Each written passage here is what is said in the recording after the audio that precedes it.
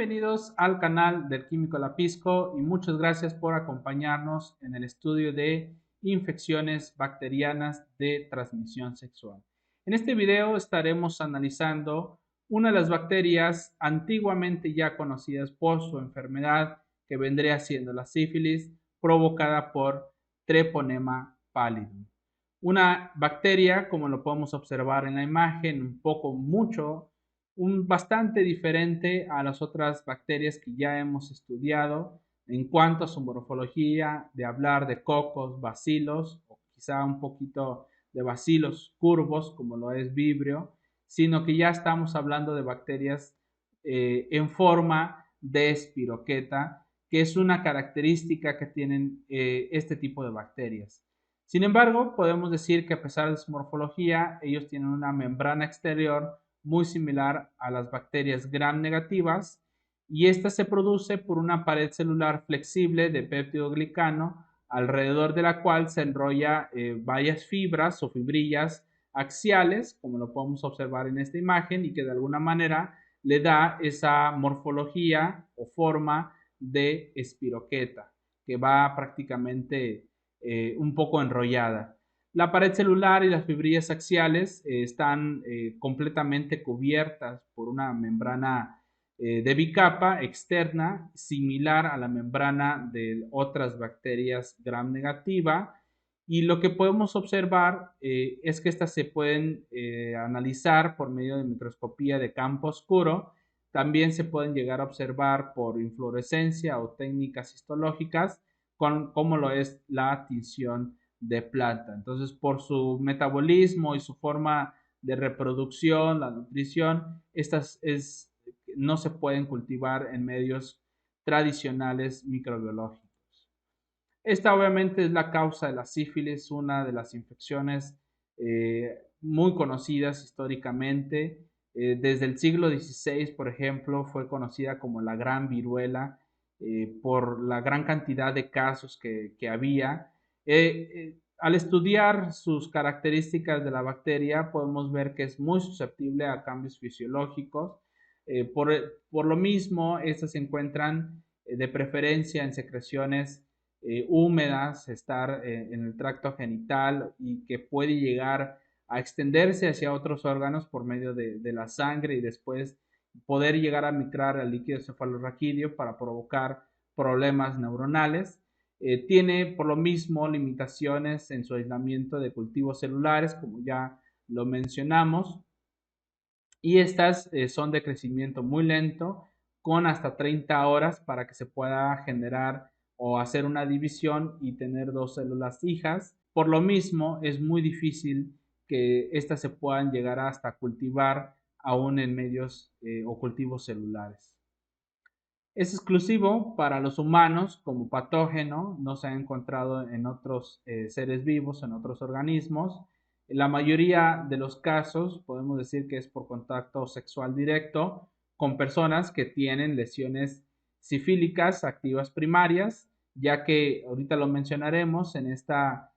sífilis primaria a veces no se observan o no son tan características algunas lesiones, pero sí ya en las secundarias sí se sabe que hay lesiones que pueden provocar la sintomatología.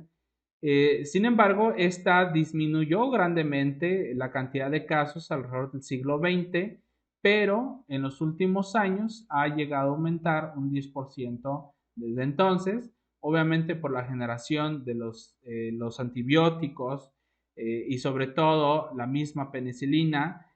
que todavía sigue siendo efectivo contra esta bacteria. Sin embargo, pues requiere mucha educación, sobre todo en la parte sexual. Entonces los hábitos, los gustos que puedan tener, pues esto puede provocar y está provocando más infecciones. Entonces se llega a estimar que hay alrededor de 12 millones de nuevos casos anualmente en el mundo. Entonces hemos estudiado quizá de la sífilis desde la secundaria, que es cuando los estudiantes, los muchachos empiezan con los cambios hormonales y el poder experimentar quizá ya desde estas edades, pues empiezan las campañas para poder erradicar este tipo de infecciones. Y sabemos que la sífilis puede ser provocada en diferentes etapas, es decir,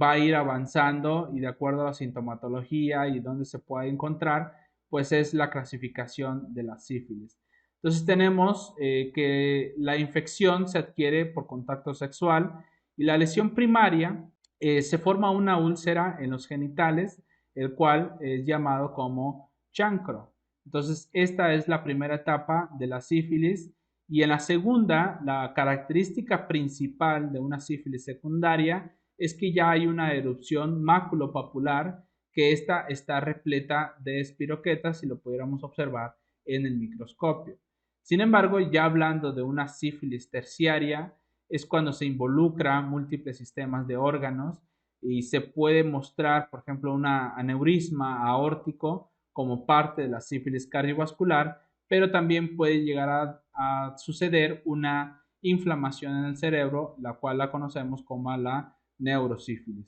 Entonces, la espiroqueta llega a los tejidos subepiteliales a través de roturas no aparentes en la piel o posiblemente por el paso entre las células epiteliales de las membranas mucosas,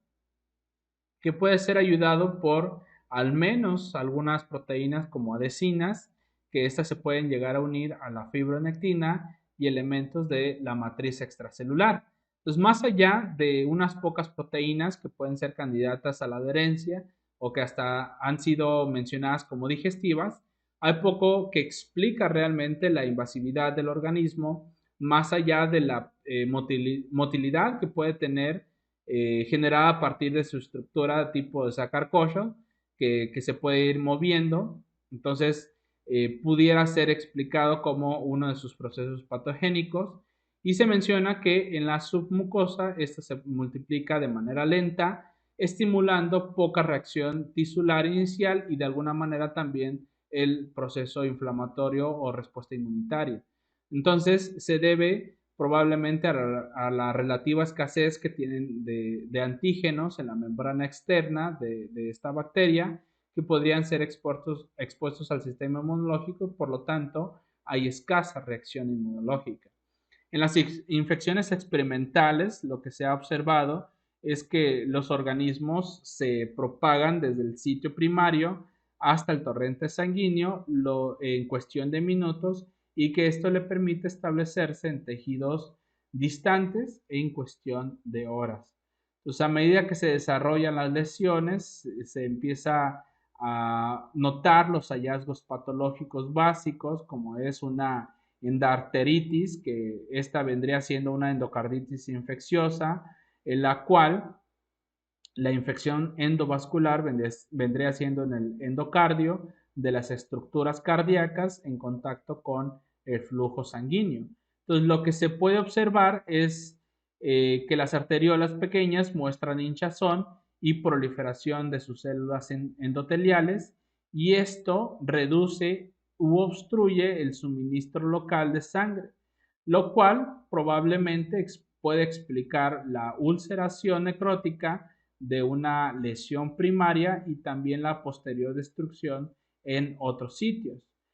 También se observan lo que vendrían siendo llamados como manguitos densos y granulomatosos de linfocitos, también acompañados de los monocitos y células plasmáticas que rodean los vasos, y no hay evidencia de que esta lesión se deba a toxinas u otros factores que pudieran tener de virulencia clásicos producidos por treponema pálido. Aunque la lesión primaria se puede llegar a curar espontáneamente, las bacterias ya se han diseminado a otros órganos a través de los ganglios linfáticos y el torrente sanguíneo. Por eso es importante, de alguna manera, notar las primeras lesiones y platicarlas, cualquier molestia en el tracto urogenital y poderlas referir al médico para la búsqueda de esta infección. Entonces, obviamente las manifestaciones clínicas, pues ya lo mencionamos, en realidad son clasificadas como sífilis primaria, la secundaria, aunque de este proceso que pudiera parecer que se ha disminuido la infección,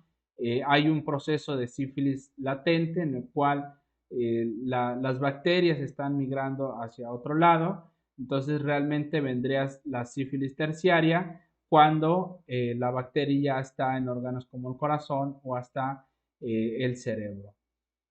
El diagnóstico se lleva a cabo por microscopía, como ya se mencionó, que se puede llegar a observar en campo oscuro o también en algunas reacciones de fluorescencia. Sin embargo, tendríamos como que la prueba estándar sería pruebas serológicas con el reactivo de BDRL, el cual, al ser positivo, prácticamente nos dice que el paciente está cursando por la infección de sífilis, pero por lo menos también que ha dejado anticuerpos en el organismo.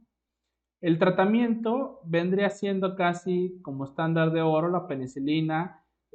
porque no ha generado resistencia contra este antibiótico. Sin embargo, pues en personas que son hipersensibles, alérgicos a la penicilina, pues se puede llegar a dar lo que es la doxiciclina o la tetraciclina.